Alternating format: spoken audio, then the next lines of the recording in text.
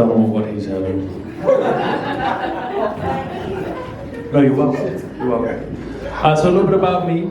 I'm from South Africa. You guys heard of it before? I just want to thank you guys for having me here. I'm happy to be the self-appointed African immigrant nomination for Brickeys. I understand that your general African immigrant has a slight more chocolatey hue to them.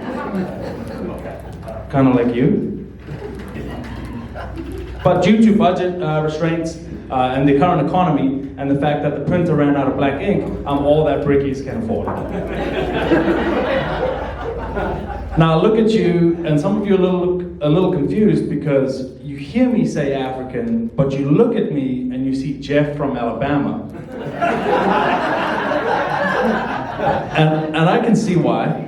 And the answer is very simple. I was raised in the shade growing up. And that's why I look like I look now. Anyone here love American Woman? Everybody here loves American Woman? Yeah? Ah, me too. Me too. I love them too. You know, I've traveled all over the world, and I always come back to the States because American Woman can give me something that no other lady can give me. They have these traits that they can give me that no one else, anywhere else can give me. I think you guys call it citizenship. I'm a sucker for voting rights. Oh, really gets me going. Really gets me going. Now, I've been living here a while. Unfortunately, my green card's not here today. She's at home with the son.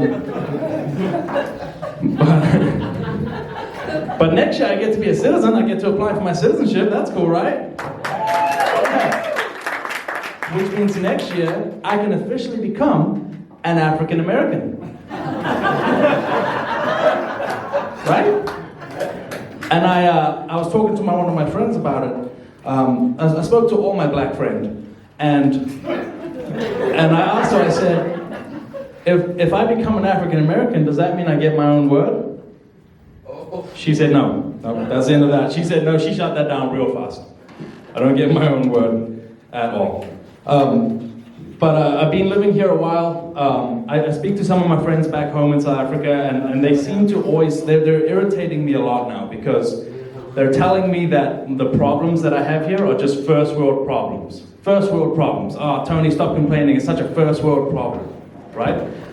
The other day I was on the phone with one of my friends. I was telling him my gas grill was starting to act up, and I was struggling to cook the chihuahua that I rescued from the neighbor's yard.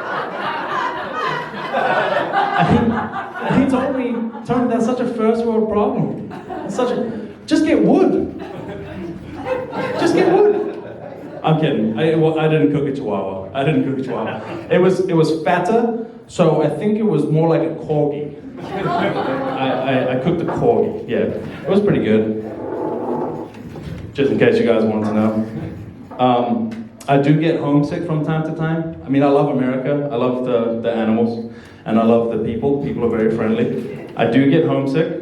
When I told my wife when I wanted to move to the States, I wanted to move somewhere that reminded me of South Africa. Something a little run down, something a little more riddled with crime. You know, something that reminds me of South Africa. And so we moved to Middletown, Ohio.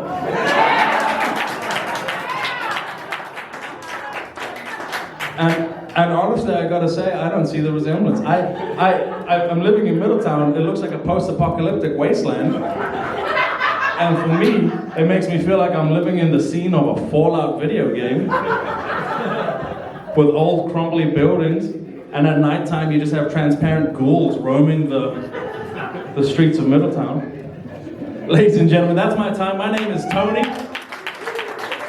I'm gonna bring up the next comedian, Arnold Webb. Maybe. Or I can sing. Or Arnold Webb can come here. Oh, here he is. Oh, ladies and gentlemen, give him a round of applause.